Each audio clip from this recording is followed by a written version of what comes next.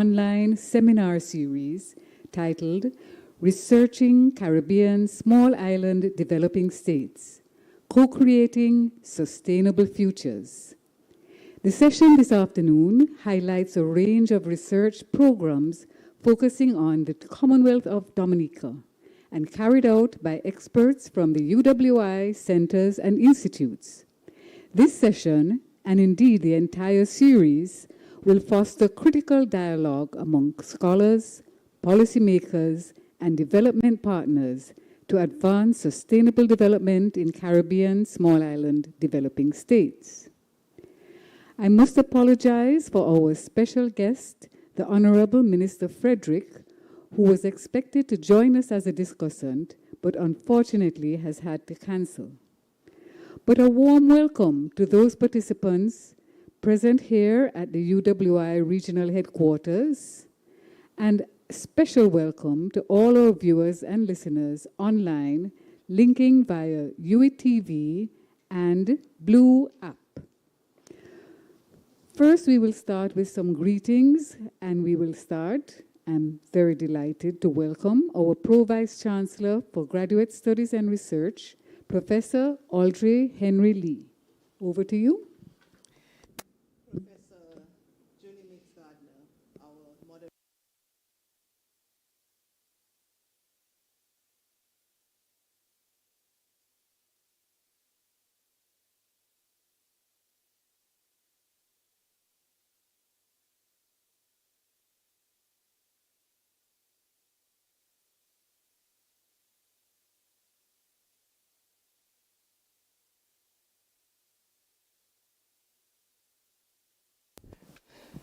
Professor Julie Mix-Gardner, our moderator, Ms. Shanicia Smart, President, Association of Postgraduate Students, Global Campus, the UWI, Ms. Anila Esprit, President, Dominican Students Association at Mona Campus, the UWI, distinguished presenters, students, partners, colleagues, and friends of the University of the West Indies, good afternoon, good evening.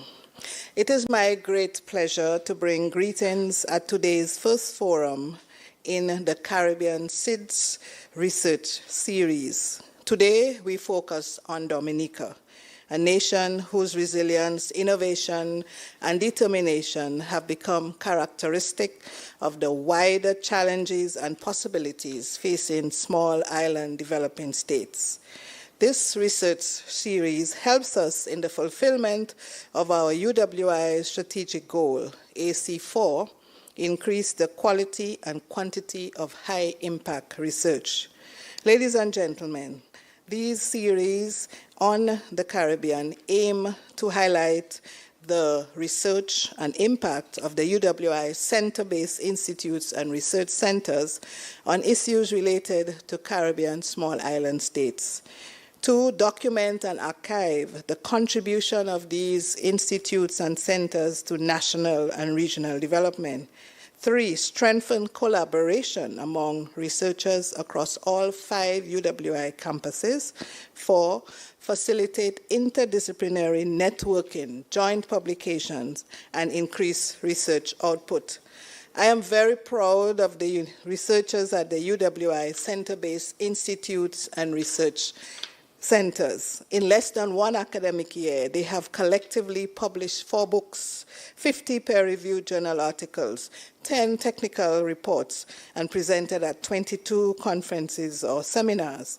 Their scholarly work has been recognized through 9 regional and international research awards and commendations. For 2024-2025, the Disaster Risk Reduction Center had a total research grant of approximately $600,000 US, of which 20% was for research in Dominica. For Dr. David Smith from the Institute of Sustainable Development, we celebrated his appointment to the United Nations High-Level Advisory Board on Economic and Social Affairs. His research team also won a Mona Principles Award for the greatest impact on policy.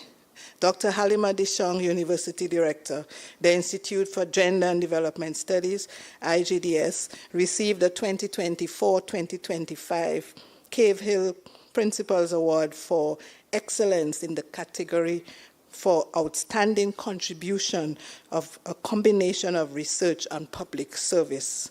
The IGDS itself has a current 1.1 grant implementation for the academic year. Team members for the Caribbean Institute for Health Research Care continue to win millions of dollars in grants, and some are currently engaged in the very impactful Jamaica Health and Lifestyle Survey. Several of their members have won local, regional, and international awards. The Seismic Center received the UWI St. Augustine Campus Principals Award for the most productive Research Center Institute at the St. Augustine campus for 2024. This is not surprising, as the ongoing and new projects currently amount to US $11 million. Dr. Graham Ryan, a team member, was also given an OBE, Order of the British Empire. The School for Graduate Studies and Research continues to be committed to supporting all your efforts, researchers, as we work collectively to achieve the university's strategic goals and enhance the visibility and the impact of Caribbean scholarship. For 2024-2025, we supported the submission of proposals valuing $20 million US. That's the School for Graduate Studies and Research. We assisted our researchers in winning grants valued $7 million US, and we continue to support the implementation of grants valued at $12.2 million US. Notably, our researchers also continue to play a critical role in graduate research training and mentorship, contributing to the successful graduation of several master's and doctoral students. All of this impressive work continues despite our persistent financial and human resource constraints, and this is a testament of our researchers' unwavering commitment and academic excellence. I extend sincere congratulations to all our researchers for their achievements and their dedication to the UWI's mission. Ladies and gentlemen, this research forum is grounded in an urgent reality: the devastating impact of Hurricane Melissa, which displaced families, disrupted learning and research, damaged critical infrastructure across Jamaica and other parts of the region, is a sobering reminder that Caribbean SIDS stand at the front line of climate change and economic turbulence. Yesterday, the World Bank estimated that Hurricane Melissa will cost us $8.8 billion US in physical damage. The estimates, which are very preliminary, reveal that the total damage caused by Hurricane Melissa is equivalent to approximately 30% of Jamaica's GDP. Ladies and gentlemen, our survival depends on our ability to generate knowledge, strengthen partnerships, and co-create solutions that are scientifically robust, socially just, and locally grounded. Today's session exemplifies that mission with our focus on Dominica. As we meet today, our charge is very clear: to translate research into action, to center the voices of vulnerable communities, to deepen regional collaboration, and to build knowledge that helps Caribbean SIDS not only to withstand crises, but emerge stronger and much improved. I extend sincere thanks to our presenters from the Disaster Risk Reduction Center, the Institute for Sustainable Development, the Seismic Research Center, the Caribbean Institute for Health Research, and the Institute for Gender and Development Studies. I thank our moderator, our partners in Dominica, the students and staff across the 5 campuses of the UWI, the participants online and in person, and colleagues of the UWI for joining us. We are truly honored and grateful. I wish everyone a rich, engaging, and impactful session. Thank you for your attention. And many thanks to you, Pro Vice Chancellor Professor Audrey Henry Lee. Thank you for your background on the School for Graduate Studies and Research, the details about the online Caribbean SIDS research series, and particularly about the UWI research centers and institutes. Next, I would like to invite the Deputy Principal of the Global Campus to bring us greetings also, Dr. Emily Dickford, who joins us from Trinidad. Over to you, Dr. Dickford. Thank you very much, Professor Meeks, and a very pleasant good evening to everyone. I am pleased to represent the Pro Vice Chancellor and Principal of the UWI Global Campus to briefly greet our presenters and viewers at this episode of the online Caribbean SIDS research series.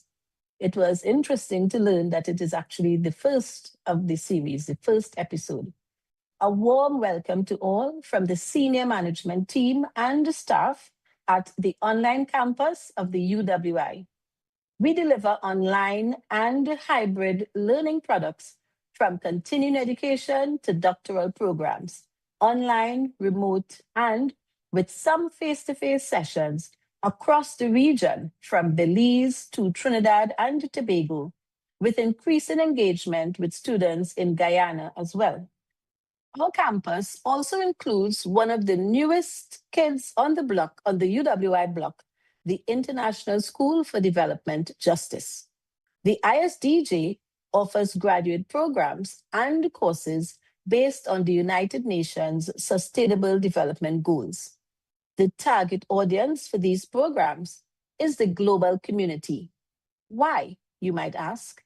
I am glad that you asked, because the UN Sustainable Development Goals are the goals articulated to achieve the United Nations Agenda 2030 for global sustainable development by the year 2030. To achieve global sustainable development, there must be determined action by every country across the globe, and no one anywhere in the world should be left behind. That is the principle at the heart of the UN 2030 agenda. The International School for Development Justice in the Global Campus, therefore, is focused on supporting the development of responsible citizens across the globe by offering relevant, high-quality learning products, all focused on one or more of the United Nations Sustainable Development Goals. In today's episode of the SIDS research series, the focus is on researching Caribbean SIDS, co-creating sustainable futures. I welcome you all to listen, learn, reflect, and to take relevant action in your own home, country, community. Our individual and collective efforts consistently pursued will take us closer to the future that we need. That future includes no poverty, zero hunger, justice, peace, and security, climate resilient nations, especially for the very vulnerable small island developing states, and education for sustainable development.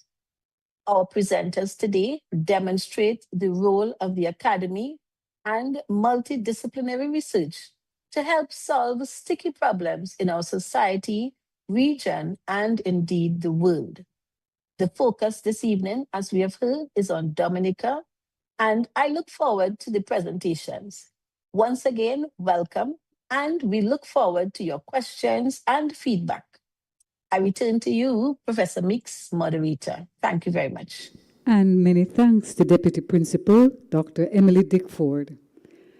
Without further ado, we will move straight into the presentations, and we will start with the first by Dr. Evangeline Innie-Springer. Dr. Innie-Springer currently serves as the Director of the University of the West Indies Disaster Risk Reduction Center. She's a Certified Emergency Manager and Certified Continuity Manager with over 25 years' experience in disaster risk management. She has received training in emergency management and in business continuity management and holds master's degree in health studies from the University of Alabama and a Doctor of Health Sciences from A.T. Still University in Arizona with a focus on leadership and organizational behavior. Looking forward to hearing from you, Dr. Evangeline Innis-Springer. Thank you.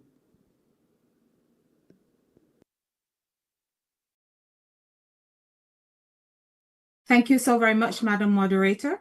And I'll go right into the presentation where we're looking at how we, at the Disaster Risk Reduction Center, be supporting Dominica's climate resilient and recovery plan through multi-donor co-developed resilience aspirations.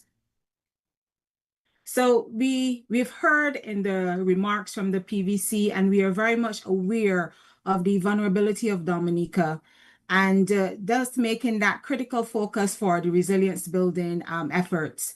I'm sure, can recall the impact from Hurricane Maria and how that really has led the focus on strengthening preparedness and working towards seeing how Dominica can serve as that living laboratory for innovation in terms of how they look at risk governance, community engagement, and co-development as they work towards being a more resilient nation. So a climate resilient Dominica is the vision of the post-Maria impact, as well as a colliding of the impacts that they would have had over several years within the last decade. And that overall goal of significantly reducing the impact of and the time taken to recover from the climatic and other natural shocks. And to efficiently streamline the climatic and the non-climatic considerations in the development process, the government of Dominica has adopted this National Resilient Development Strategy. And that resilient strategy really anchors Dominica's resilient agenda, which is people-centered, and is operationalized through the Climate Resilient and Recovery Plan, the CRRP. And that CRRP is very much built on three pillars: the climate resilient systems, prudent disaster risk management systems, and effective disaster response and recovery. So here's how we enter as the UE Disaster Risk Reduction Center to see how we can support Dominica through this multi-donor co-developed resilient aspiration project, where we are pulling together different entities through a very strong participatory research methodology, so that the interventions that are facilitated can very much support Dominica as one of the SIDS participating states. And it's also useful to note that the DRRC has been established to support the SIDS system, and Dominica is actually one of those participating states. So SIDS, as I said, the regional coordinating entity for disaster risk management within the Caribbean, and DRRC being established to support that mechanism, DRRC very much collaborates with national agencies, communities, and regional partners to see how we can really address the issue of resilience building, and what that looks like for Dominica, because as we can all appreciate, it is going to be very contextual to the particular country. And since January 2023, we have been working in Dominica with several different disaster risk reduction and resilient projects. And what we have found from this work, that we will talk a little bit in the other slides, is that the lessons from Dominica is very much shaping up to have experiences that we can then inform the wider Caribbean resilience agenda, and to see how we can really advance the collective regional adaptation and disaster management goals.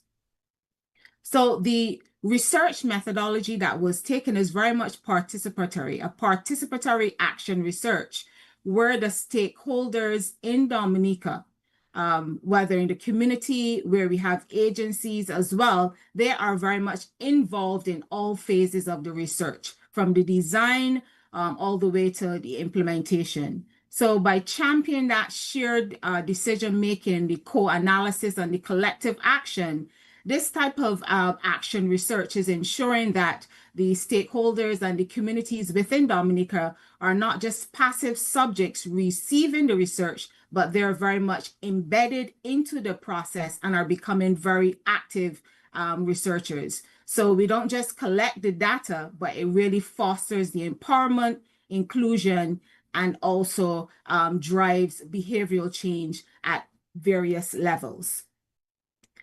So here we see in terms of this participatory action research that we've been working with several stakeholders in Dominica, several things working from the document review, the validation and participatory workshops, the comparative analysis, policy briefs, community baselines, GIS mapping, and data visualization. And at every step of the way, what we have ensured that we do is to very much embed all of the stakeholders that are part of the process in Dominica in the work, so that they are, as I said in a previous slide, not just passive recipients of the work, but we are also transferring knowledge to them, that they too would be able to sustain the efforts that are being done as part of this project.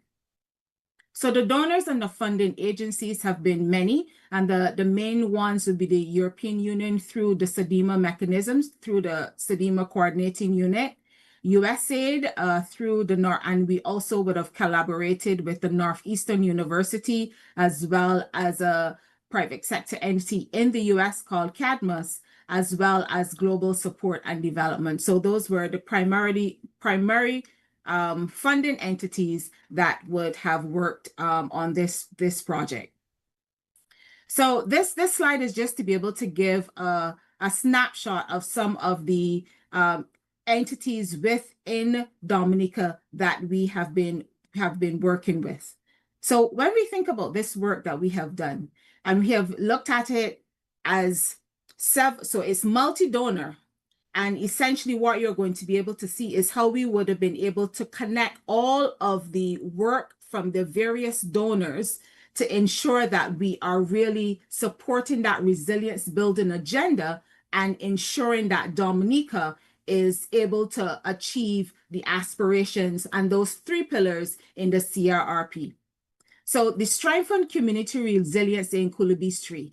And what we have found there is that we had a community that was extremely motivated, and because they had several impacts from going back from Erica and other localized events, they very much wanted to be able to be the owners of their resilience aspirations. So working with them, providing training, allowing them to be able to identify spaces for that they can curate some resilience agenda aspirations, and then trying to find a way to be able to connect them to donors to achieve those aspirations, and very much document in a data visualization way using ArcGIS how we can very much show what that resilient story is for Kulabistri. So it's not just yes, we have been impacted and have been exposed, but how can we then build to be able to address that and to co-develop those aspirations with the members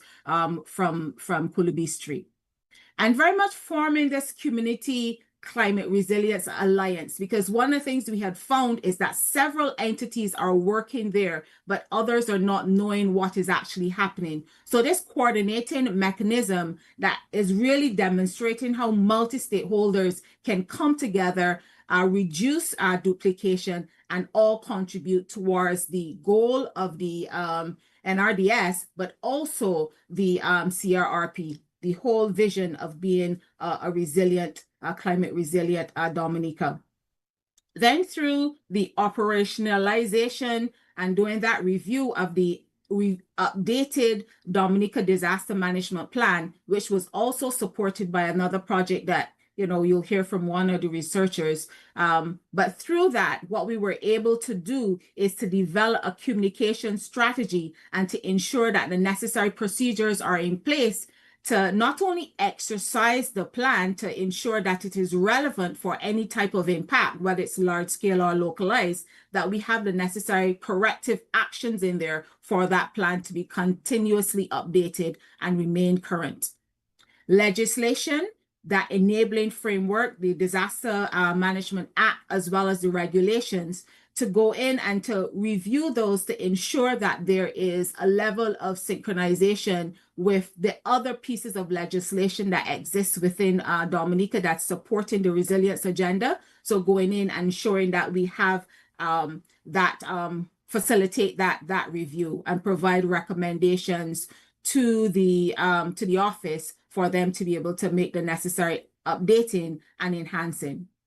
Not forgetting private sector, because so as you see here, we start with, we have the community, we have all of the actors coming together, then we have the operational piece through the plan, we have the enabling framework through the legislation, but we also recognize the critical role that private sector played in terms of supporting resilience as well.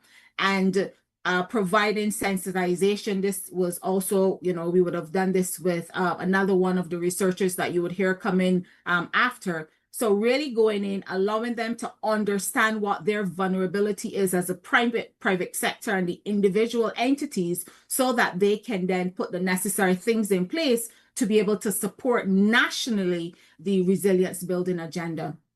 So when we package all 5 of these activities, what these 5 activities then would have contributed to is the multi-year comprehensive disaster management country work program, which really speaks to how you're going to be able to address disaster management challenges and really advance the climate smart solutions.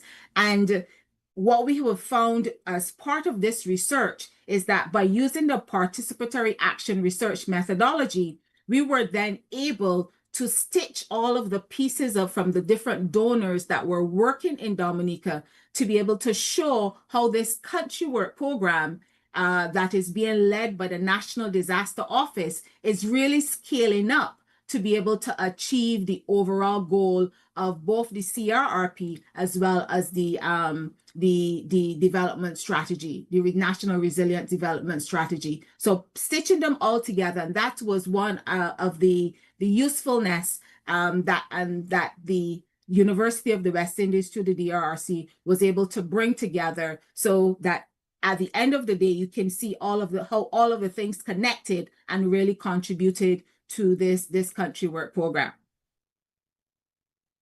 So when we think about the country work program, so this country work program, very much the trajectory is stitching all of the multi-donor interventions together, but ultimately speaking to the advancement of the climate resilient and recovery plan pillars, the CRRP, those 3 pillars that you're seeing here. So the climate resilient systems, the prudent disaster risk management systems, and the effective disaster response and recovery. So ultimately, that's where we wanted to go with this research project. So as we think about these co-developed outputs that were funded by different donors, the 3 main donors that you would have seen earlier, we talked about that strengthened community resilience. So what we would have done also is to expose some of those community residents to what happens in other countries as well. So they will be able to take some of that information, what can be adapted to take back into their community space, working with some of the schools as well, the school in that community, also connecting them with donors, as I said, so that they can really fill the aspirations. And those co-developed outputs fitting into this country work program. And the big piece about the country work program, why we wanted to stitch everything together, is that country work program really is that operational tool that guides investment and resource allocation. So as part of the work that the Caribbean Development Bank is doing, also the work that is also being led out of SEDIMA, also the UN DRR, one of the main things that they're saying to the countries to be able to get access to some of the financing is that they need to have a country endorsed country work program. And without that, the the process is that it's going to be extremely difficult for the countries, Dominica, in this case, to be able to access financing. And that's where we are seeing a shift from several donors as well, because they want to ensure that when they are funding work, it is contributing to a larger goal, and that whole goal of a climate resilient Dominica.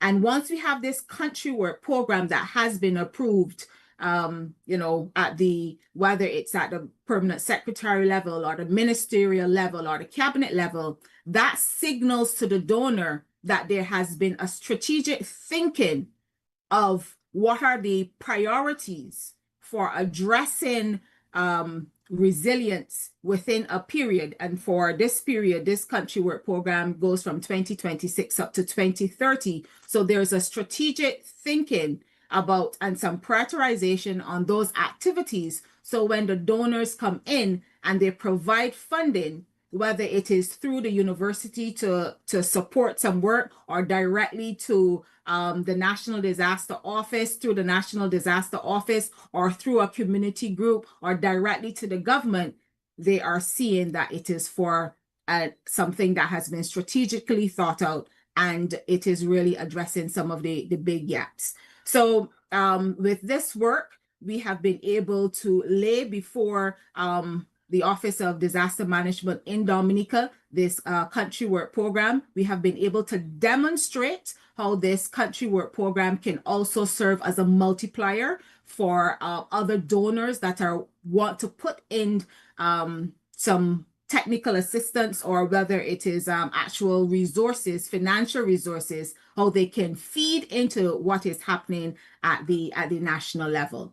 So I would stop here, and I would pass back over to Madam Moderator for the continuance of the session. And I thank you for the opportunity to present on this work that we have been doing in the last few years. Thank you so much, Dr. Evangeline Innes-Springer. And to all of our audience, please take notes and jot down if you have any questions, or you can send them to us from now. We're going to have a single question and answer period at the end of all of the presentations. So if you have any questions for Dr. Innes-Springer, please take a note. And now I would like to welcome Dr. David Smith for his 10-minute presentation. Dr. David Smith coordinates the Institute for Sustainable Development at the University of the West Indies. He is a member of the UN High-Level Advisory Board on Economic and Social Progress, the Science Policy Advisory Committee of the Inter-American Institute for Global Change Research, and the Caribbean Chair for the Sustainable Development Solutions Network. He was an author of the Global Sustainable Development Report 2019. With a PhD from the UWI, he works on environmental management, managing disaster risk, and the effects of climate change on human well-being in small island developing states. Over to you, David. Thank you very much. And in a moment, you'll see the slides coming up. We worked on a series of activities which involved not just the Institute for Sustainable Development, but you will hear later on from the Seismic Research Center. We were also assisted with the Department of Geography and Geology on the Mona campus. So let me see if I can get this going.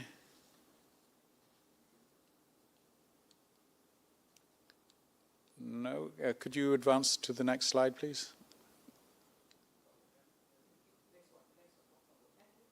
Okay, great. So this is a list of all the people who helped. You can see it's a very long list, and it involves people from Dominica, people from different parts of the university in all the different campuses. It also involves colleagues from the INSMET, or the Institute for Meteorology in Cuba.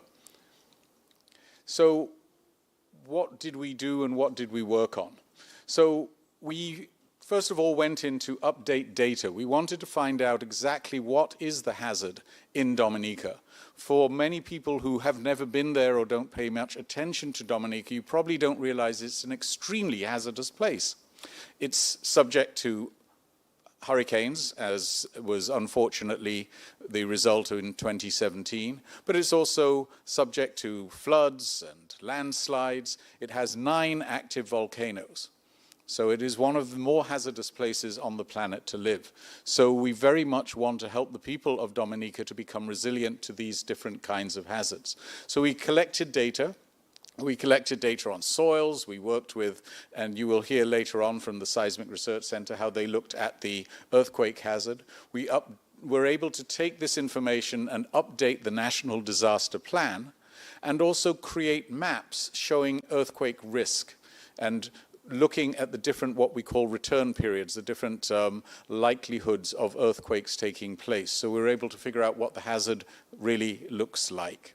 We were able to figure out as well, in terms of some of the shelters and other facilities, such as health facilities, if a type of event happens, how many people are going to be able to make it to their shelter or make it to their facility.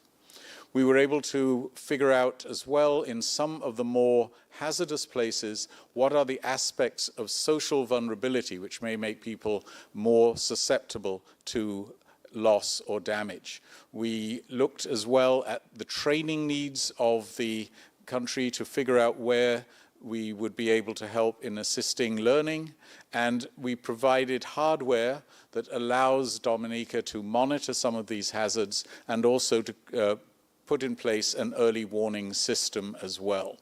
And we conducted disaster response training and also simulations.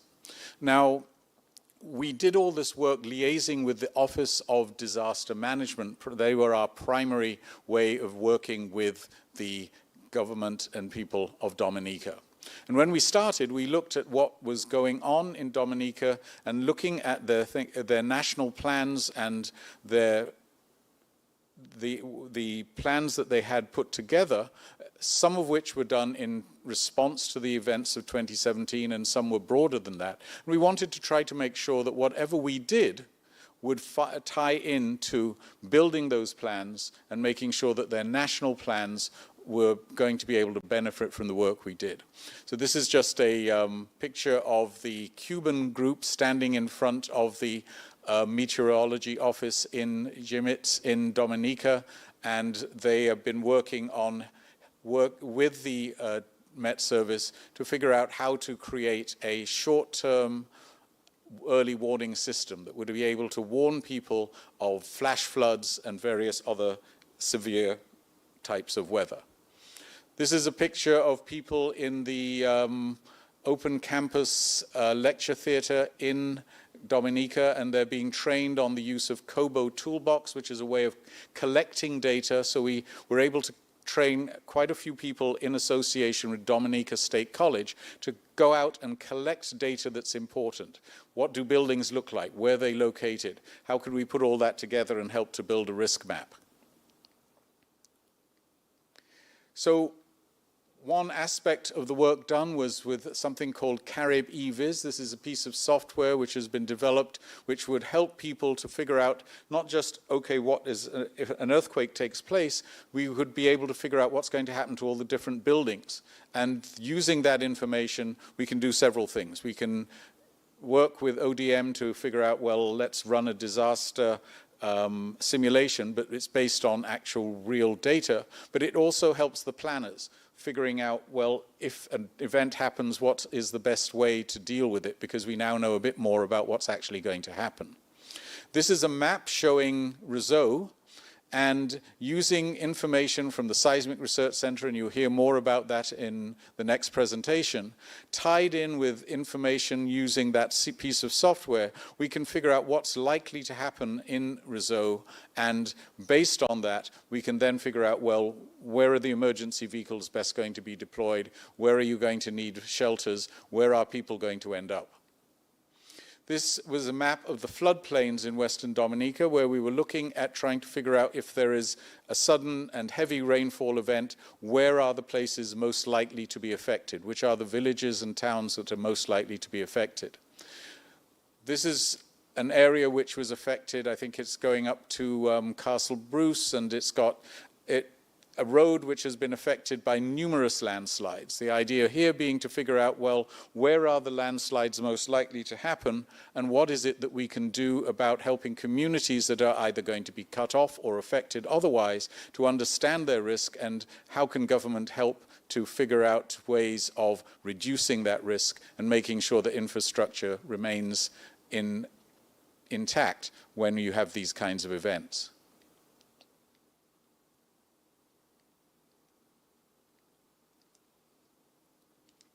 Okay. This is a map of the landslide susceptibility. We went and looked at landslide susceptibility. This was the people from geography and geology. And then it's mapped looking at the road network on the left-hand side and the schools and churches on the right-hand side. So we found that there were some areas, and we've named them here, Bagatelle, Petit Savan, and others, which are high susceptibility to landslides or medium susceptibility. And then we went in to look at the vulnerability in terms of what aspects of the community and the way in which the community is designed and people interact with each other may increase resilience or decrease resilience. So this is a picture of the colleagues talking with people in those communities. One of the things we found out, most people do not participate in disaster drills.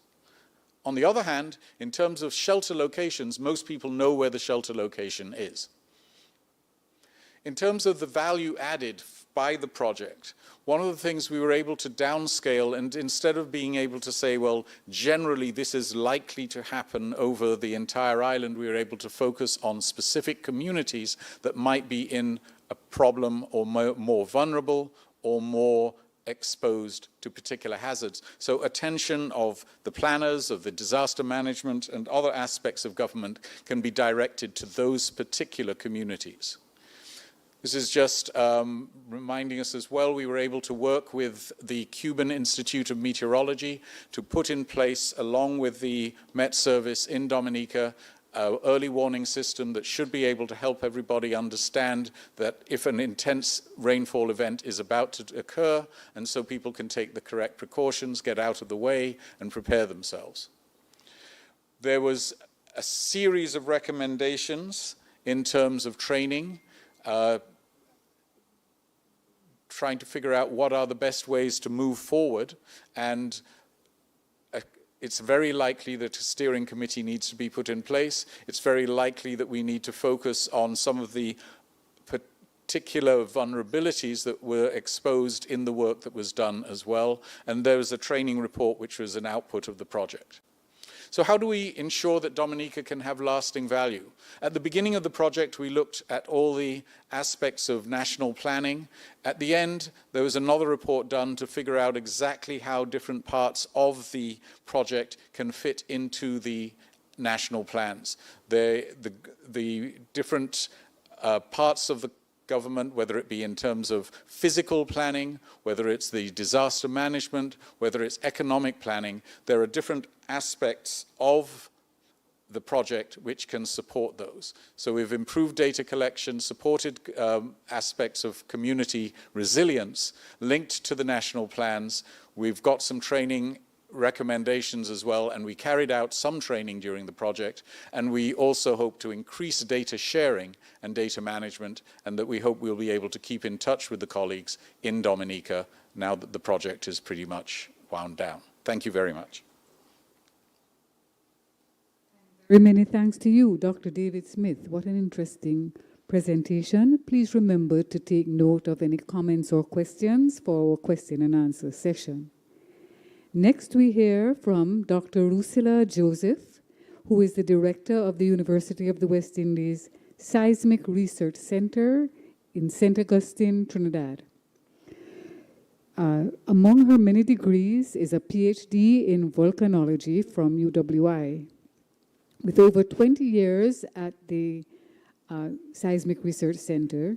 She became director in November 2019, overseeing the center's operations, volcanic monitoring, and outreach programs.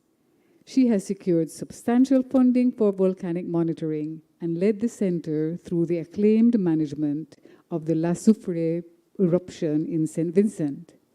Dr. Joseph's research focuses on geothermal systems, volcanic gas emissions, and crisis management.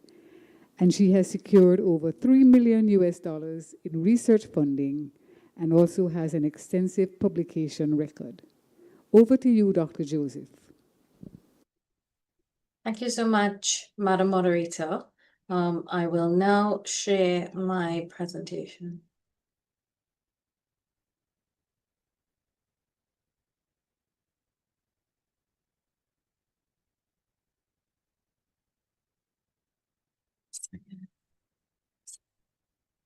Great. Thank you again for allowing me to share the research that the Seismic Research Center has been involved in the last few years, along with many collaborators, some of which you've seen here already. The title of my talk is From Data to Action, Advancing Seismic, Volcanic, and Geothermal Preparedness in Dominica. So the Seismic Research Center, as most of you would know, we are the primary agency that's responsible for monitoring volcanic and seismic activity in the English-speaking Eastern Caribbean. We have over 70 years of experience and the largest geophysical network with over 60 stations throughout the region. We provide service and expert advice to 9 territories that host 17 of the region's 21 volcanoes. And we support disaster management agencies with public education efforts and conduct research on these activities.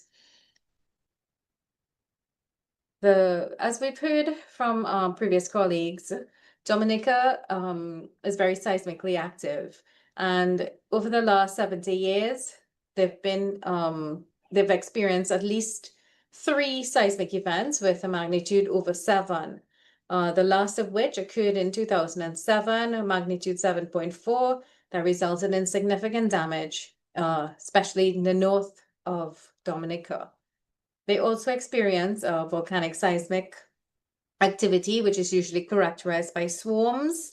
And this occurs associated with several of the volcanoes, both in the north and the south of the island. As we've heard from Dr. Smith, Dominica has 9 potentially active volcanoes located both in the north and south of the island, with all except Diablotin and Odiable within a 10-kilometer radius of Roseau, its capital. And for Roseau is extremely vulnerable to volcanic activity. This means that with our monitoring, which we do via both seismic, geodesy, and geothermal monitoring, the seismic network has 14 seismic stations. Ground information monitoring comprises of 5 what we call continuous GPS stations, and we also do campaign-style occupations. And we have been doing geothermal monitoring since 2002, where we sample gas and waters associated with hydrothermal features throughout Dominica. The Boiling Lake, as many of you would know, is a volcano hydrothermal feature that is located in an area next to the Valley of Desolation in South Dominica. It is considered to be that the most likely eruptive activity in the future would be a phreatic. What we call phreatic is a steam eruption at the Boiling Lake. In the last, I would say, since 1876, we have seen that the lake has behaved with periods of instability, with at least 13 periods of times when it has suddenly stopped boiling and its water levels have dropped. And this has been happening periodically throughout time, with the last event occurring in June to August of this year. During this period of normal activity, the lake is full, is boiling. It has temperatures close to 90 degrees. But during the times when it's not stable, or we call it in crisis, it stops boiling completely. The level drains and the water is cooled. So what we've done is not only have we monitored the chemistry of the lake, but we've also been able to benefit from a camera installation at the lake, where we were lucky enough to observe one of the periods of instability that occurred in July of 2024. Unfortunately, the camera is not functioning at the moment, and we're working with local authorities to repair the camera.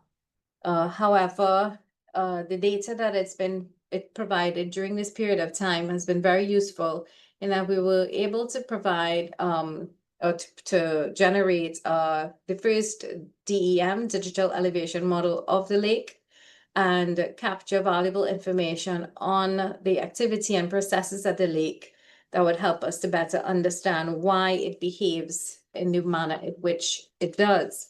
This is of particular importance because the government of Dominica are currently embarking on a cable car system that will provide tourist service to the lake and access to the lake, and our ability to improve warnings and risk communication advice to the public and the authorities, and to inform decision making and tourist safety with respect to the operations of this cable car system is significantly important to minimize risk. One of the other projects that we've been involved in is geothermal resource mapping in northern Dominica, where we've contributed to collecting data that will help the authorities to map the northern geothermal zone near Portsmouth. The data collected would have helped to create a better understanding of the northern geothermal system, and conductive structures have been identified in the southeast and northwest of the study area at approximately 100 meters, 500 meters, and 1,000 meters in depth. This is significant in that it will help with guide the authorities in developing geothermal planning and national energy resilience for northern Dominica. One of the things that the SRC does is it supports Dominica through regular outreach and education, both through on-island campaigns as well as through tools like animated videos designed for public understanding. One of the projects that we worked on involved focus on strengthening the resilience of at-risk communities in southern Dominica. And the goal was to understand what communities know, how prepared they feel, and how they perceive volcanic risk. We did this through workshops and surveys that were used the findings to guide targeted communication tools. It resulted in several animation products. The newest video, which was called The Heartbeat of White-Tooth Bully, was recently featured at the CARIFest 15 forum in Barbados this year. These products now contribute to support a more effective, evidence-based public education and crisis communication planning on the island. One of the other projects that I'm now going to speak about is one that Dr. Smith previously spoke about, and that's the CCC DRIP project that we collaborated with the UWI Institute of Sustainable Energy on. And this project, as he mentioned, was to help communities shift from response to true preparedness. The SRC led the seismic risk and capacity building work, aiming to assess earthquake risk in key urban areas and equip local authorities to run their own loss analyses. This produced Dominica's first detailed seismic risk assessment, and it showed where shaking was likely to be amplified and which critical infrastructure was most exposed. As you can see on the map on the right, the red areas to the north of Dominica and in the area of Russo. These areas are some of the most at-risk regions in terms of vulnerability of critical facilities and infrastructure. So the findings of this study would have given government agencies clear guidance to strengthen planning, target mitigation, and improve national resilience, offering a valuable framework for other small island states in the region. So in closing, I would like to put forward that our region already has strong technical institutions, and when governments utilize their expertise, it directly strengthens national planning and decision-making. We also need to shift from reacting to disasters to managing all hazards proactively, as my colleagues have shown here, and that means integrating risk considerations into everyday governance. Building institutional and technical capacity is essential, and it directly improves disaster governance and financial resilience. And lastly, to encourage that effective land use planning and enforcement of building codes, which can help to reduce loss and protect communities. Thank you very much.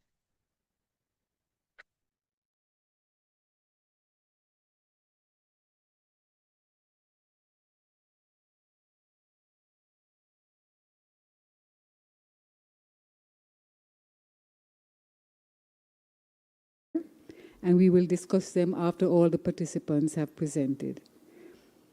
Next, we move to Professor Simon Anderson.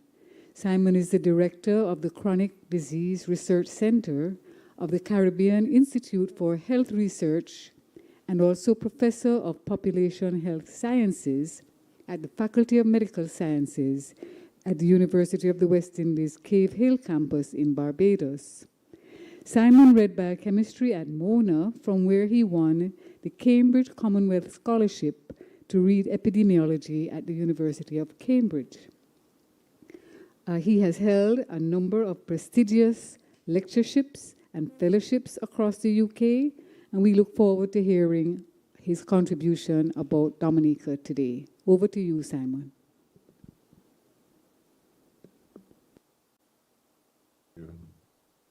Just sharing my slides.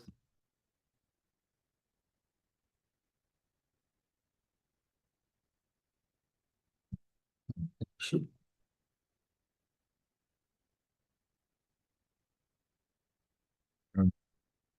Hope it's the right way around. Probably not.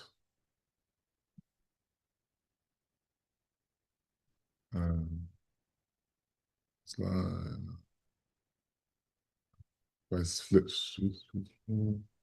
I'm not sure if, can you let me know if it's the right way around? We saw them briefly, although it wasn't on presentation mode, but just for a second. Try again.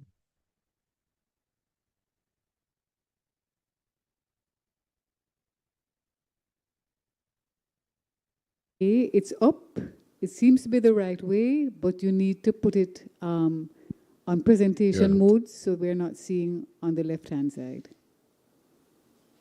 No, we're seeing... Are you seeing the... Yeah, no, it should be right now. That's it. Hold on. We had the introduction slide. After all that technological drama, I hope let me go back one slide. So this presentation is, we actually put in a couple of projects together, which highlights Care UWI in Dominica around improving mental health and well-being, the impact study, and preventing cardiovascular disease, the Smart Health Dominica study.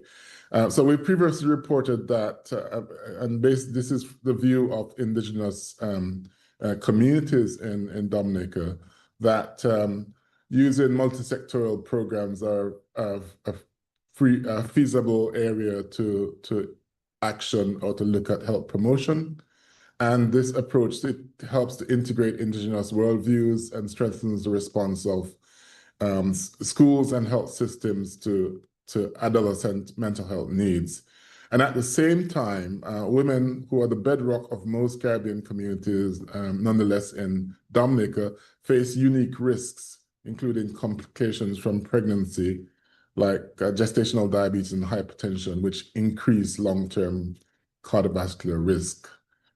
And so awareness and preventative measures after pregnancy remains limited in the Caribbean and in most countries, including Dominica.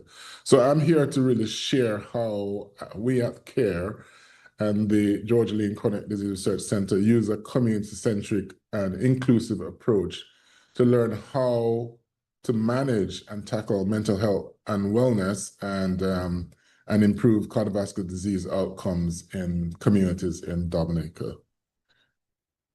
So my next slide.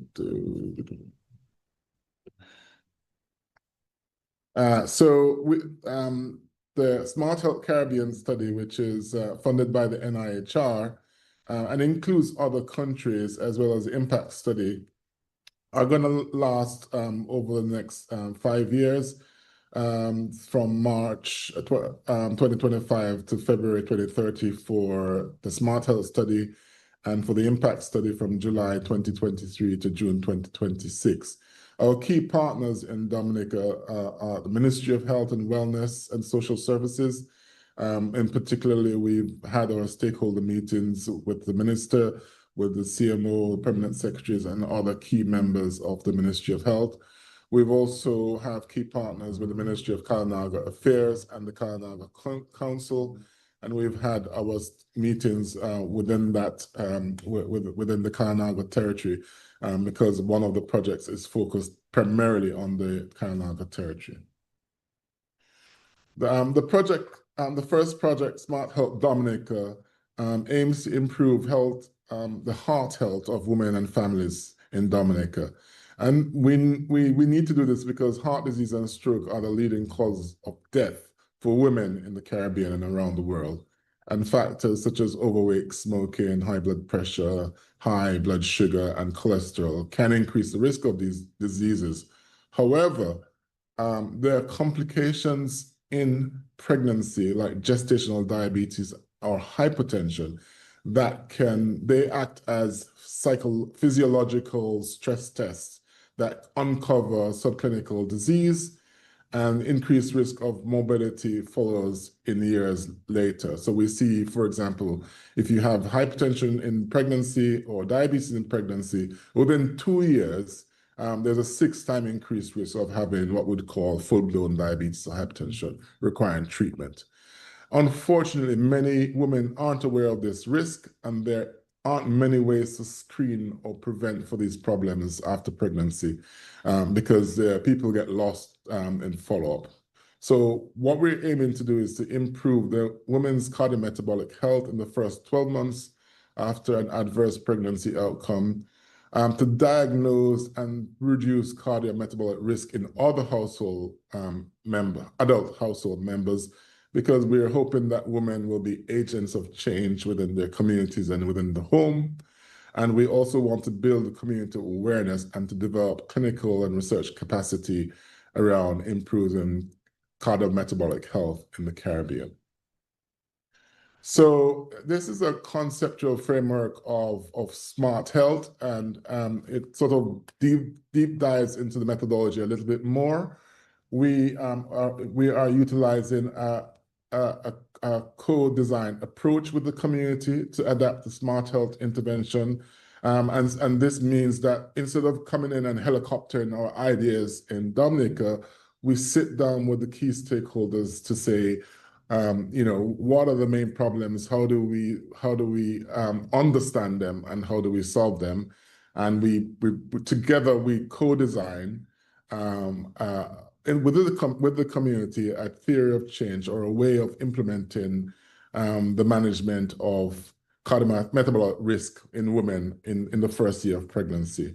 And we are doing this via a 2-arm pragmatic cluster randomized trial, where we will include some moms who have diabetes or hypertension in pregnancy, and the intervention with the community health worker and the smart health is what we will use to see if we can make change, and we'll compare that with real world usual care.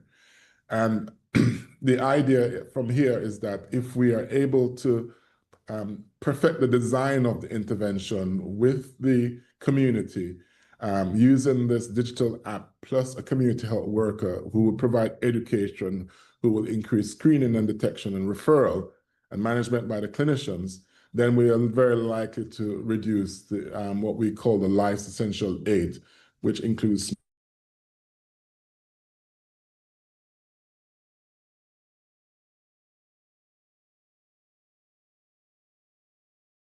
obviously, in the long term, we want to have a sustainable system which will bring some health system strengthening for women and families after the postnatal care. And we also want to do some cost effectiveness analysis in terms of the health economics, but I'll mention that a little bit later.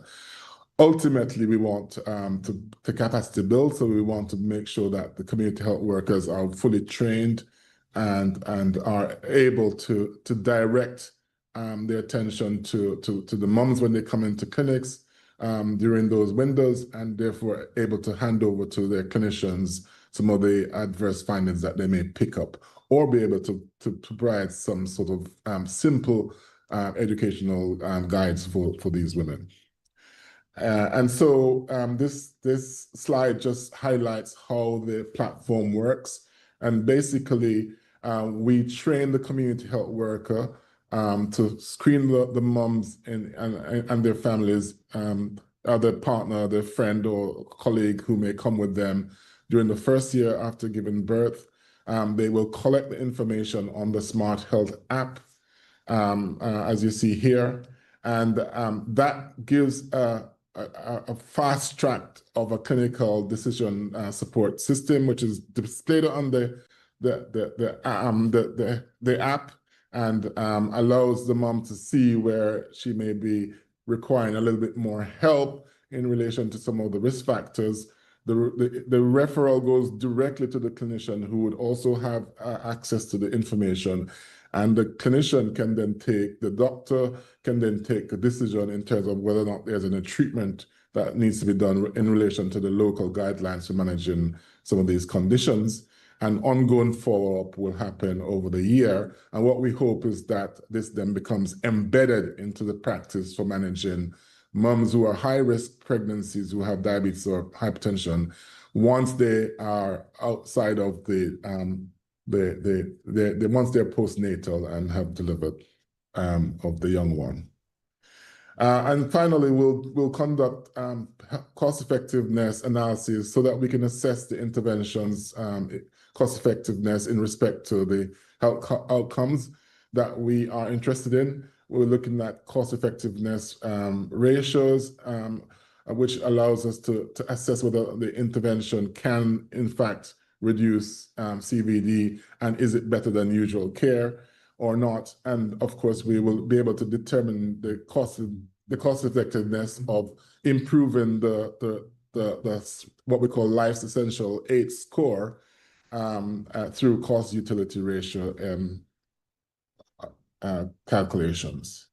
And we work with our partners, as we noted before, in Dominica, but also we have partners from a number of universities, and the work is funded by the NIHR. So the second program that we have in Dominica is the impact study, implementation of a multi-sectoral program to improve Indigenous adolescent mental health in Dominica. Here we are focusing on co-designing interventions to address the physical and mental health of Indigenous adolescents in the Kalinaga territory.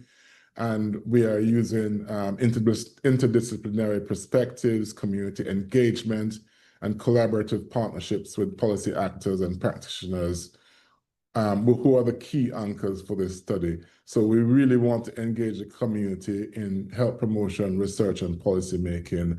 And we aim to build capacity of the Indigenous stakeholders, not just to understand the importance of having good mental wellness, mental health wellness, but also to be able to spot and to be able to screen within communities using aids that are designed for communities, such as the MH-GAP, which is designed by WHO and utilized and implemented in Dominica by PAHO. All the photos that you see I have here were used with permission and informed consent.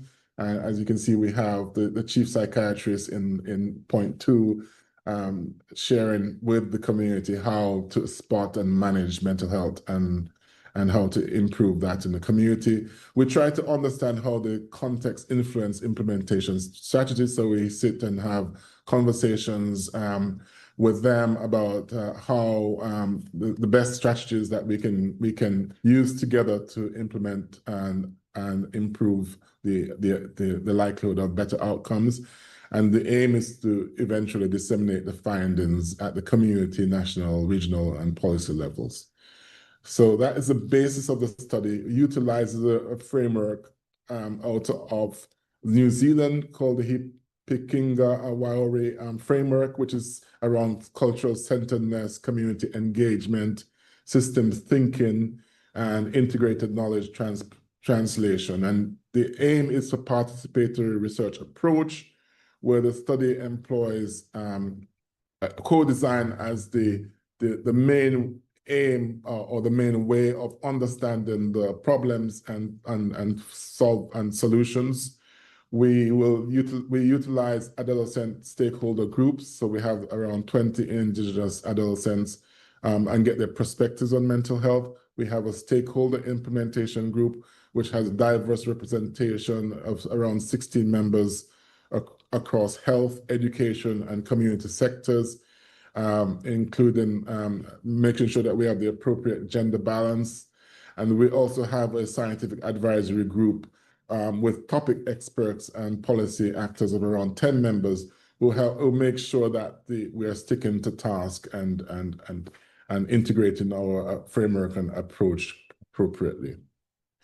And the methods for this, of course, we have 4 work packages around partnership and co-development. We're training the implementer, so we train teachers, we train the community health workers and community champions. We are working together to embed mental health promotion messages, and we're using the MH-GAP program through training with the chief psychiatrist, Dr. Wallace, to ensure that we can get the training done on the ground and within the communities. And then we will be evaluating this program using sort of mixed method case studies, using in-depth understanding of context and linkages, conducting readiness assessments through focus groups and workshops. And also we have included economic evaluation into this program as well. And most importantly is the knowledge exchange and impact. So we want to be able to support the young people through the adolescent stakeholder groups and we ensure that we have the findings being able to strengthen the responsiveness of schools and primary healthcare centers in terms of treating, managing, and preventing long-term issues that can come from poorly managed or misunderstood mental health conditions. And so before I close, I should say that we would like to express our sincere gratitude to the Kalinaga Indigenous community for the valuable support, active collaboration, and commitment to this project. Their involvement has been instrumental in shaping this work and ensuring its relevance and impact. And as you see, we have a nice photo in the Kalinaga territory of everyone enjoying the discussions about how we approach, understand, and manage mental health in the community. Thank you.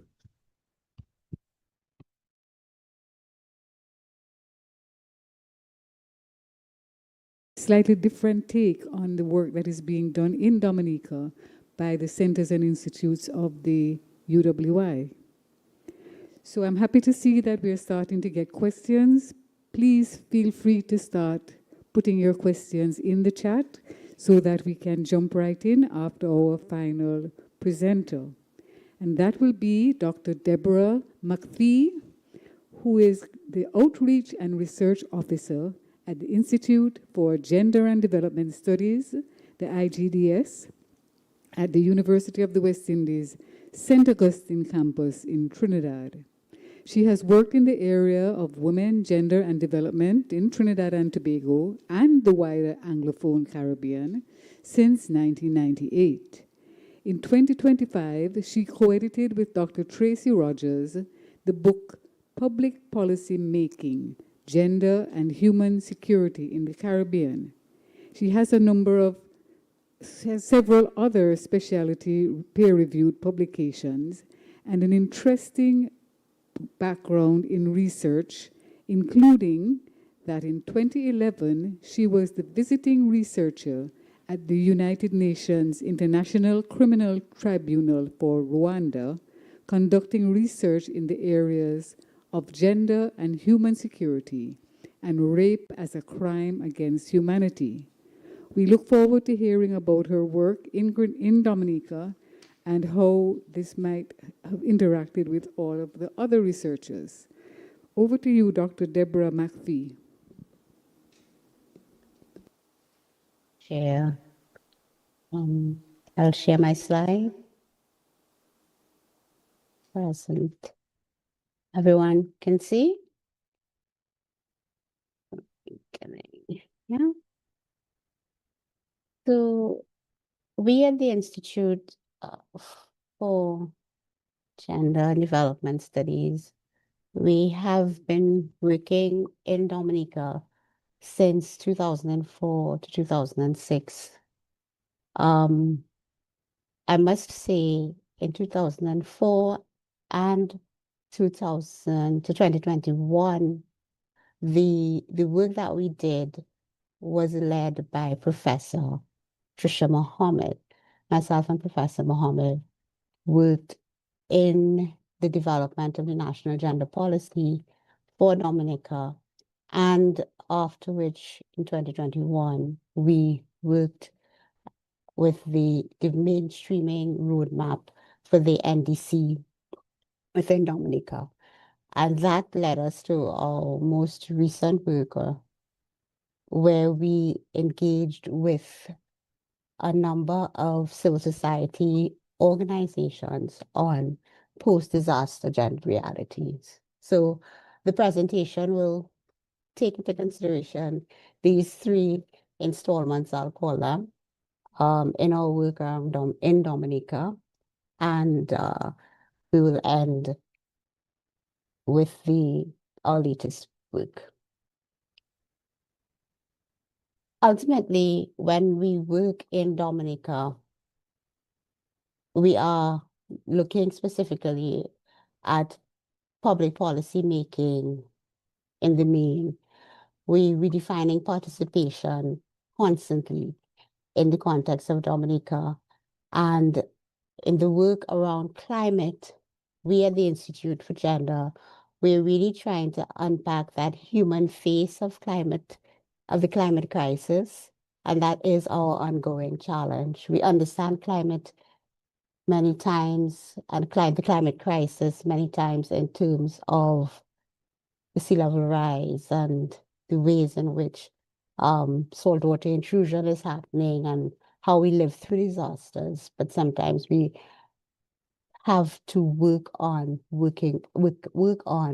how that human face becomes a reality in the crisis.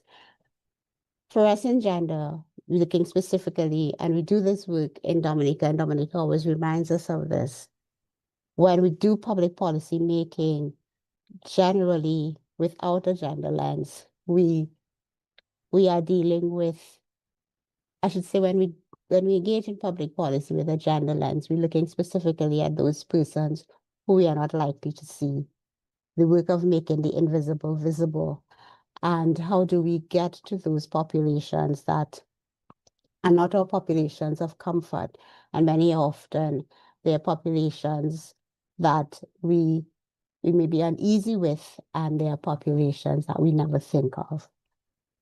In 2006, the work that was done in Dominica brought us face to face with the language of a national gender policy, where we had to work through systems of participation that took into consideration the ways in which we as persons working in gender and development had to engage extensively with religious bodies. Dominica, in 2004, we started work in Dominica. And it was right after the Trinidad and Tobago gender policy, for want of a better word, imploded. And Dominica provided for us in this work a model. One, using, and you'll see some names on my slides. You'll see people like Miss Rosie Brown, who was the director of the Bureau of Women's Affairs.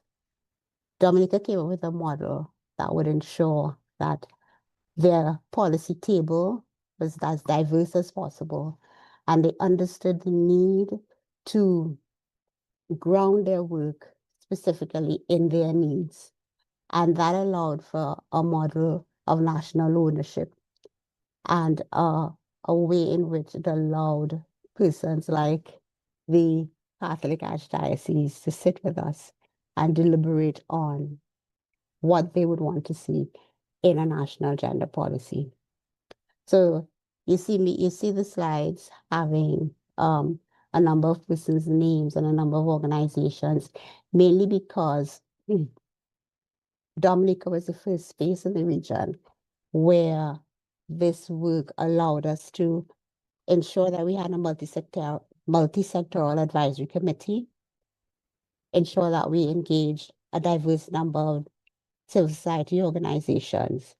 What Dominica also facilitated was an extensive capacity building in gender analysis as part of the policy process.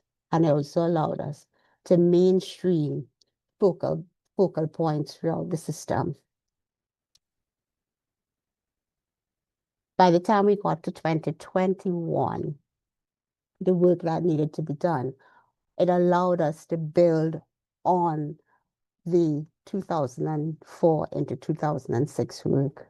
Because ironically, some of those gender focal points that were trained in 2004 into 2006 were by then senior public officers within the service.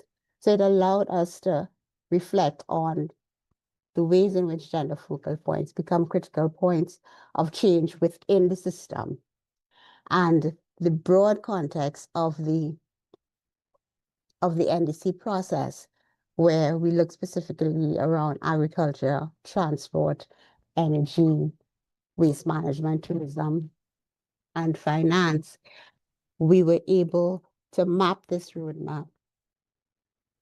We were able to map this work in a way that allowed us to understand the ways in which we frame resilience, vulnerability, and adaptation.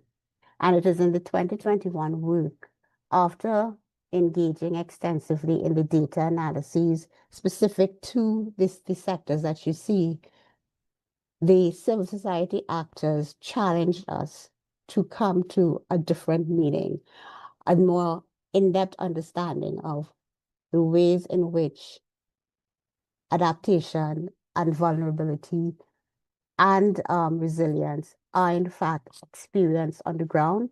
They challenge us to think through with them the ways in which how we frame these constructs could be more responsive to community needs. And this led us to a number of semi-structured interviews that we embarked upon in 2023 and are currently engaged in with our civil society partners to map, basically, to map that human face of climate change in the context of Dominica.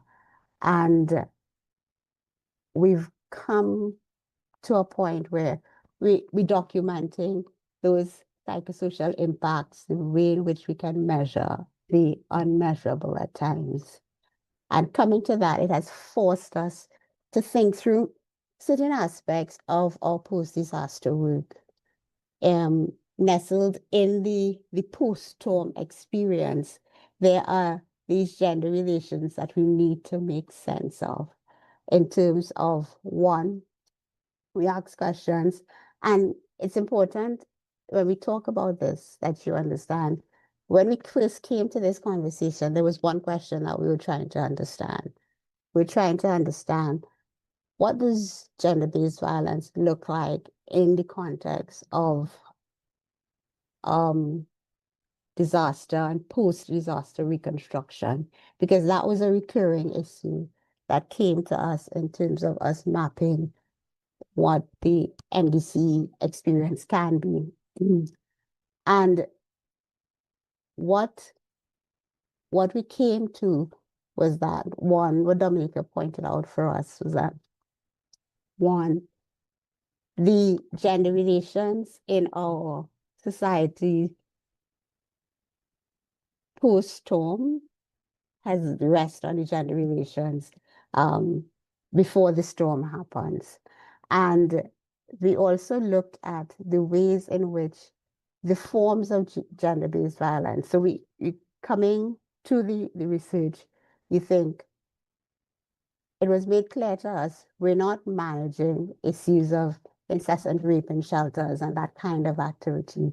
No, we're looking at the ways in which the post-disaster discomfort brings with it its own forms of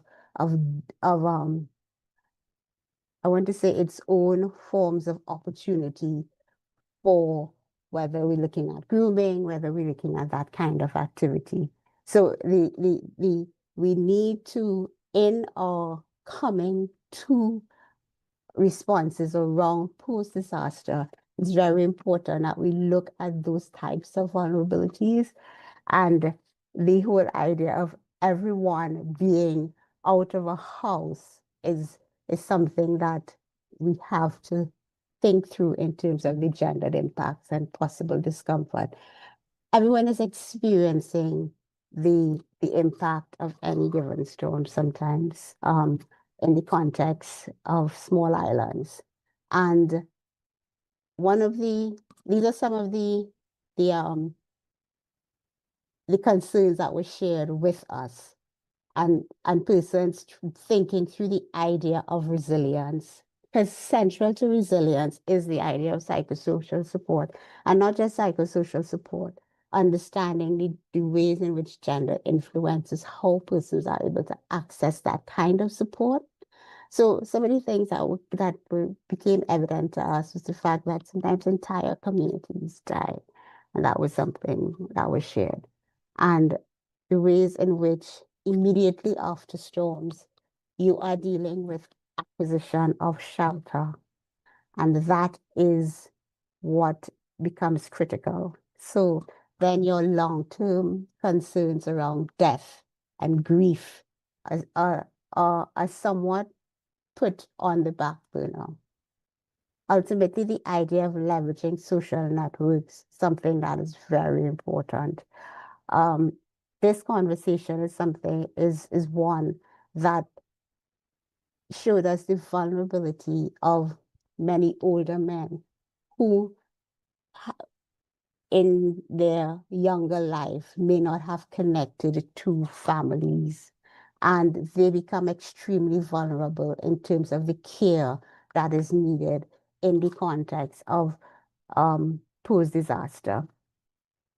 The work, the way in which also issues around not only grief, but loss, but not only how you grieve, but the idea of managing long-term loss. For the first time in our region's history, we are no longer dealing with disasters, one or two per season. Disaster and the extent of the disasters that we're managing could be multiple disasters in one season.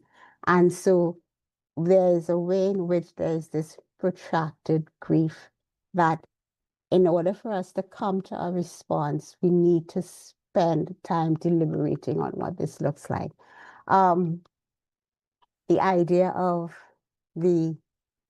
what shelters need to be like in the context of more pressures on shelters, 2 bathrooms, 2 toilets, if we said 70 persons, could an entire community can be in a shelter. And these are the conditions that really allows for inappropriate behaviors to be more likely. How do we build sensitivity within? And that was some of the policy responses that were required of us. How do we build a sensitivity to this in the context of referral pathways in disaster that may not necessarily that are not accessible? What are the best options? Health care, or healthcare workers or social workers? How do we build a particular lens to ensure that when we speak to resilience and the adaptability, we are speaking to some of these concerns that are now coming to us as we have these conversations within the context of Dominica. So I'll stop here. Deborah McPhee from the Institute for Gender and Development Studies. And that concludes the formal presentation session. Just a little reminder before we move into the question and answer session. We have had such rich presentations coming from the Disaster Risk Reduction Center. Dr. Evangeline Innes Springer shared with us Dominica's climate resilience and recovery plan through a multi-donor co-developed resilience aspirations. Dr. David Smith from the Institute for Sustainable Development spoke about connecting communities for climate change and disaster preparedness and particular initiatives. Dr. Lucilla Joseph from Seismic Research Center spoke about research and monitoring of seismic and volcanic activity in Dominica. Dr. Deborah McPhee from the Institute for Gender and Development Studies spoke about gender and human impact factors in Dominica, particularly related to post-disaster recovery. Meanwhile, Prof. Simon Anderson from the Caribbean Institute for Health Research spoke about impacts of both of chronic concerns, indigenous adolescent mental health in Dominica, as well as cardiovascular disease prevention in Dominica, starting in pregnancy, which was chronic and serious and slightly different from the climate change and disaster management themes of the others in the series. So, as we move to our question and answer period, please recall what you have heard and what questions and comments you have for our presenters. And let me take the first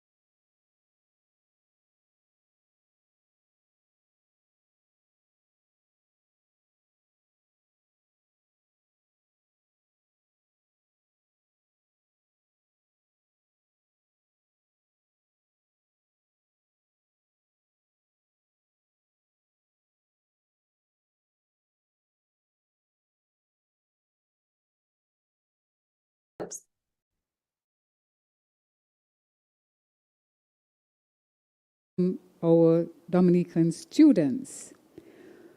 And this is for any or all of you. The first one is, what was the best part of working in Dominica? So since I have Dr. David Smith here with me at regional headquarters, I'm going to ask him to respond first.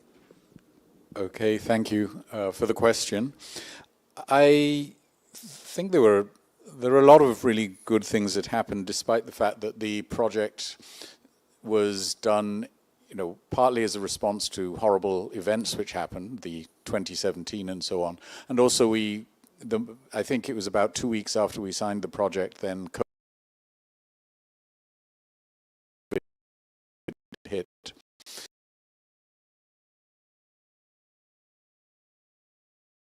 Really liked the way it ended, and one of the things that was good about the way it ended was the ability to bring the scientists from Cuba to Dominica and have them work with the guys in the Met service, and to be able to talk with each other, to work with each other. They had a computer there which they set up, and then working through all the ability to get data from radars from adjacent islands and so on, and put that all together in a way that would allow Dominica to be able to figure out, well, this meteorological disturbance we're seeing, is this going to be a problem or not? And we were also able to get some of the guys from Dominica to go to Cuba to learn more about the system and come back. So I think, to me, that was one of the highlights of the whole piece of work. Thank you so much. Would any of the other researchers like to respond? What was the best part of working in Dominica? Dr. Joseph, you're on screen. Would you like to? Yes. Sure. So a lot of our work involves working with communities. So it means that similar to some of my other colleagues, we would have worked with a large capacity of the population, both in including the indigenous population in Kalinagos.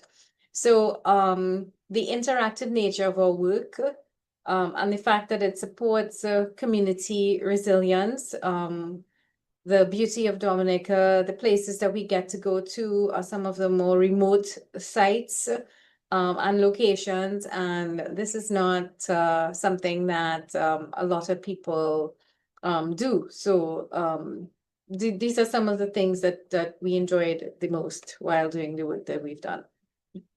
Excellent. Very happy there were some positives in your visits.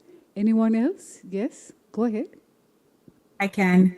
I think for us working, so in addition to, working with a diversity of stakeholders, I think for us at DRRC was the ability of the stakeholders to see past their vulnerability and to really see what the aspirations for their resilience is. And as I said, moving past that, but to be able to, rather than just dwell in, we have these 9 volcanoes, we have been impacted significantly by all of these climatic events, sitting and saying and boldly saying, these are the things that we think can actually help us, and being part of the solution rather than just describing what the problem is, and then working with us to be able to see how we can co-create some of those resilience aspirations. One of the things, unfortunately, we weren't able to fully realize the end of a particular project that we were working on that was being funded from USAID, where we were trying to really connect some donors with the community aspirations so that they can really advance some of the work that they had come up with. But for me and the rest of the team that was working, putting aside the vulnerability and being part of the solution as they work to become the first climate resilient nation. Oh, that's excellent. And that comment actually leads right into another question, which was also asked from a student from Dominica. How will the researchers ensure that the things implemented will work or continue to be implemented in the future?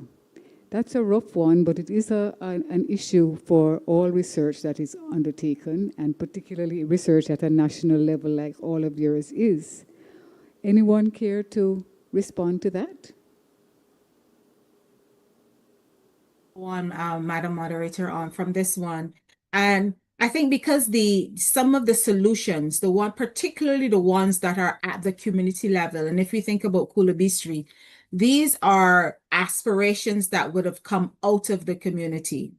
And they are able not only to be able to identify some of those projects that would need external funding, but what they were able to do is to see how they can scale the projects. So starting from small, where there are things that they themselves can actually support, and scale them, working on pilot projects, scale them then that it can come up at the national level, how it can fit into what is happening at the national level, that's being led by the Office of Disaster Management, and being very focused in building their own capacity, so that even when the researchers leave, even when the grant funding comes to an end, that they have the capacity to be able to continue the work in a sustainable way, and also by ensuring that we have some of the engagement by private sector, because private sector has a vested interest in the country. So if they are then able to see how they, that whole thing about their social capital and how they can contribute to that, then that would also support some of the sustainability after the research has actually ended and the money goes away. And I think one of the points that you had made is that because it is coming from them, they will also have the will to wish it to continue, which is a huge part of it. So excellent. Thank you for that. I have a note of thanks. I'm quoting, "I would just like to say a special thank you to the presenters for their well-researched presentations on Dominica. As a small island nation, this forum means a lot to the Dominicans. Thank you as well for the invitation, and we hope that as a student association that we can be assistance to you in any other research areas." This is from the president of the Dominica Students Association. I think that is Anila Esprit, but I think that thanks is very heartfelt. Right? So thanks to you all. Are there any other questions? Everyone is tired, it's late in the evening. Well, I have a question. I know that already Dr. Ines Springer, Dr. David Smith, and Dr. Rusilla Joseph have some collaboration and interrelations in their own work. Does Dr. Deborah McPhee also feed into this linkage? And if not, is there room for some kind of intercollaboration there? And is the care work, which is health related, is there any room for any interaction among all of these 5 groups of researchers here? Throwing that out to any and all of you. I think there is a great deal of potential, and some aspects, for example, when we talked about Kulabistri, for example, and working with the community there, being able to bring in the expertise that looks at gender-related aspects, and I think the points were made about the concerns that people may have after events. So the possibilities are there. I think it would be a good idea maybe to discuss how we may be able to find some resources to be able to put some of those possibilities into practice, because of necessity we had to focus on a few communities, but those weren't all the communities that are affected. Those aren't all the communities that need resilience built. And as Dr. Ines Springer pointed out, even with the project that was taking some of the things that we did in the earlier project and helping communities to move to the next step, unfortunately, the funding for that wasn't all there for one reason or another. Nothing to do with Dominica, nothing to do with the university. But it does mean that there was a gap, and certain aspects that we wanted to do just haven't been fulfilled because of lack of funding. So I think if we can find funding, it would be great to be able to pull in some of the work that's been talked about in terms of health, in terms of gender-based violence and so on. That would be absolutely fantastic. Thank you so much, Dr. Smith. And Dr. McPhee, Professor Anderson, would either of you like to jump in here on that particular question? Jump in here, if you may. I think in any given project, particularly community-based projects, there are sectors of the communities that we do not see. And the work around gender is constantly interrogating who we do not see. And I think that is important. I listen to my colleagues, and there's an overall commitment to participatory methods. There is an overall commitment to methods that are in service to the communities in which they work. And I mean, that is our overall commitment in the context of this gender work. For us, though, both the process and the outcome, as we work towards ensuring that we think through social justice outcomes, we think through ways in which we just don't see conditions that become facilitators of forms of violence. So we at the Institute for Gender, our research remains committed to ensuring that there's some deliberate consideration of the ways in which we integrate these concerns across any research. Prof. Meeks, I would like to add one small thing, and actually it comes out of the 2024 Small and Developing States report that was published in the Lancet in January. I think Dr. Smith was a co-author of that paper. Dr. Georgiana Gordon-Strawn out of CARE was also a co-author. And it just highlights the nature of the beast and the problem that we have, and the need for us to sort of intersect our ideas around climate change, health, for the well-being of communities, because inevitably it impacts in the long term on mental health and directly on the chronic illnesses that can occur. So, for example, I would have expected with the disaster of 2017 and that hurricane that people's diet and nutrition would have changed, because the landscape was laid bare and farming and all the produce that you would expect would have been gone. And so there may have been a shift to ultra-processed foods or other types of dietary practices which are unhelpful. And so, you can see that that's just one strand of the problem that is going to be affecting the health of individuals. We focused on women's health in particular, because from the cardiovascular perspective, we know that they get the raw deal in terms of having the most increase in mortality. And we know that part of that problem is that there is a disconnect between what happens during pregnancy, where the focus is on the mom, but then post-pregnancy, the focus is on the baby, because you kind of don't want anything to happen to the newborn, and everything is forgotten about mom. So mental health comes in there, all of the resilience issues that affects communities, and how food systems and food security operate together are all part of that. And then the final thing I'll say in my long-winded response is that one of the things that we saw that was very important is the need for capacity building and assessment. So we saw that participatory approach to research, co-design, and working within the community is absolutely important in getting studies going. But most importantly is the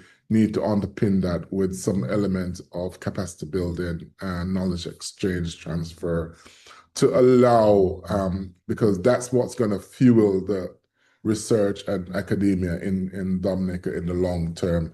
We have to train, we have to have space to train and to provide training for Dominican students interested in research and academia. So, for example, out of one study, we know that we have at least one person who is completing her PhD at King's College, and that individual, Ms. Rosanna Emmanuel, is actually now part of this new study that we have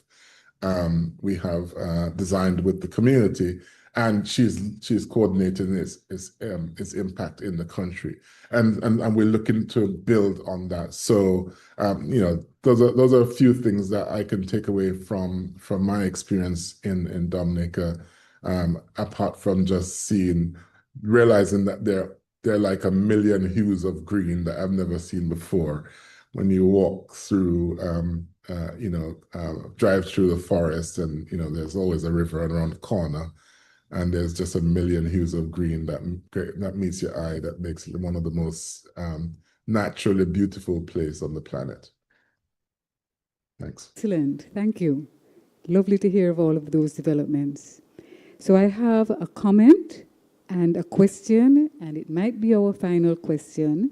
The comment first: congratulations on a rich array of real-life projects aimed at improving the lives of Dominicans. Oh, actually, there's a question to this.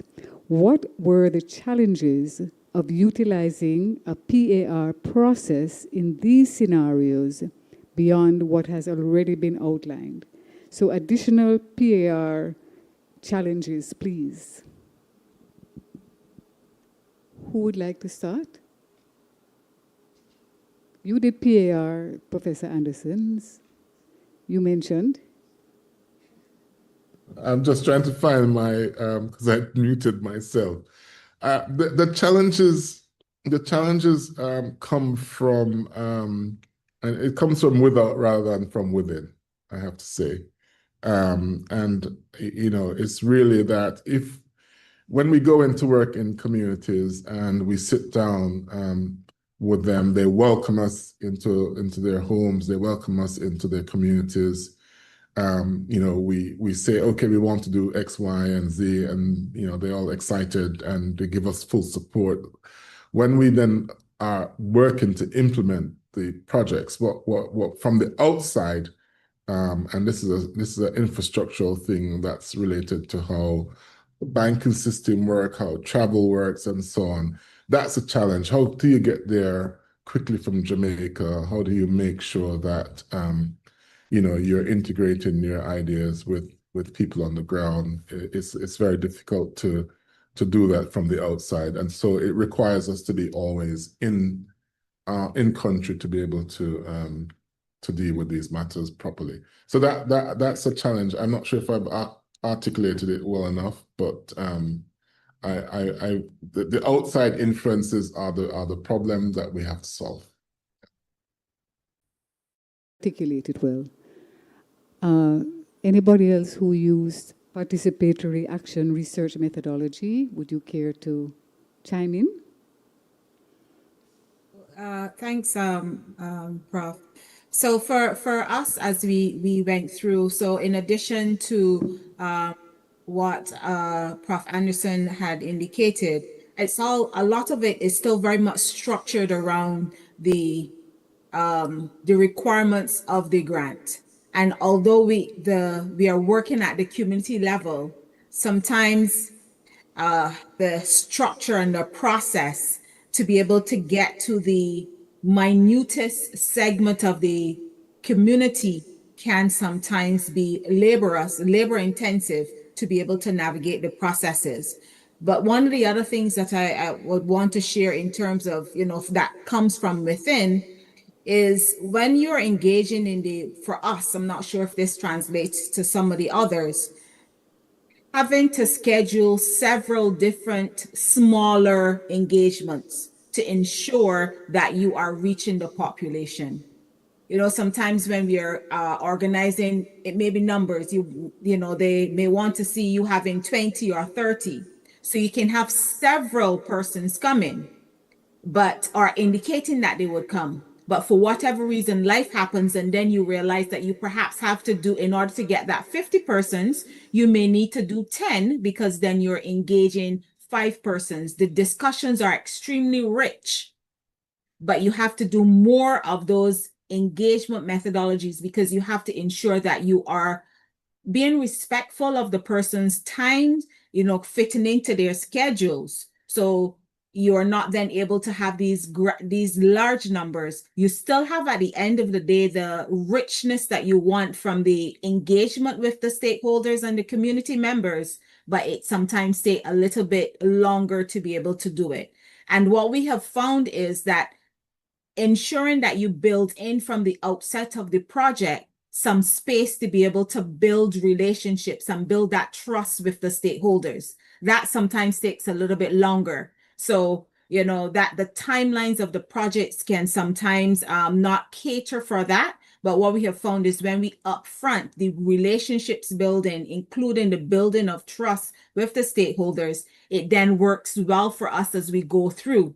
So spending that time up front to ensure that you have the relationships, and recognizing that sometimes it may not be just 2 large activities. You may have to do smaller and more activities with less persons to be able to ensure you get the richness of the conversations and the engagement from the stakeholders. Oh, very nice. Yes, that is a good challenge to have raised.